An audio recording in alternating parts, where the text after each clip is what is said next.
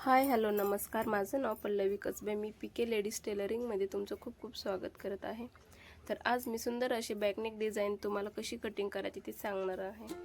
तर माझी संपूर्ण उंची 14.5 इंच आहे, तर 1 इंच वाढवून 15.5 इंच घेतलेली आहे. सरळ रेष ओढून घ्यायची. आपले शोल्डर 15 इंच आहे. शोल्डरचा निम्मा 7.5 इंच येतो, बरोबर 7.5 इंच आपल्याला इथे शोल्डर घ्यायचा आहे. आर्महोल देखील आपल्याला 7.5 इंचच घ्यायचं आहे, कारण जेवढं शोल्डर येतं तेवढंच आर्महोल घ्यायला पाहिजे, म्हणजे आर्महोलमध्ये फिटिंगला परफेक्ट बसतो, टाईट होत नाहीये. आणि छाती आपली 36 आहे, मग 36 चौथा प्लस 2 इंच घ्यायचं आहे. परफेक्ट मेजर करून आपल्याला तिथं रेष आखून घ्यायची आहे.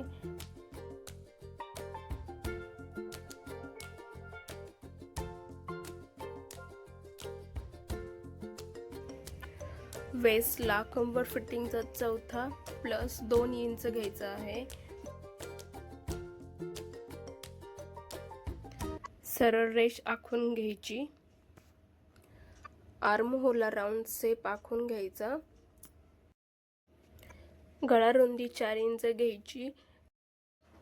बोटनेक गळा करायचा असेल तर गळा रुंदी जास्त ठेवायला लागते आणि शोल्डर पट्टी ही कमी ठेवायला लागते आपल्याला.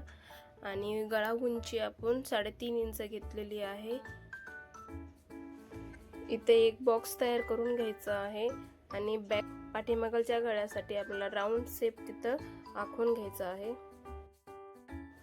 नवीन शिकत असणाऱ्या काही मैत्रिणींना बोटनेक म्हणलं की खूपच अवघड वाटतं, पण त्यात अवघड काहीच नाहीये.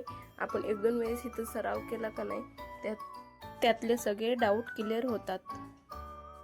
आता बॅकनेक डिझाईन तयार करण्यासाठी आपल्याला पाठवून 8.5 इंचावरती मार्किंग करायची आहे आणि तिथं सरळ रेष आखून घ्यायची आहे आणि तिथेही एक बॉक्स तयार करायचा आहे. बॉक्स आखून झाल्यानंतर मध्यभागी एक क्रॉस रेष आखून घ्यायची आहे. रेष आखून झाल्यावरती त्या रेषेचा मध्य काढून घ्यायचा आहे आणि त्या मध्याचा अजून एक मध्य काढून आपल्याला तिथं मार्किंग करून घ्यायची आहे आणि त्या मार्किंग प्रमाणे आपल्याला छोटे छोटे राऊंड शेप द्यायचा आहे आपल्याला पाठीमागून पॅटर्न तयार करण्यासाठी. हे पॅटर्न आपण साडीच्या बॉर्डरवरती तयार करणार आहोत. ते पूर्ण बघण्यासाठी तुम्ही स्टिचिंगचा व्हिडिओ देखील नक्की पूर्ण बघा, म्हणजे तुम्हाला पूर्ण प्रॉपर समजेल नेमकं मी डिझाईन कशी तयार केलेली आहे ती. थँक्यू.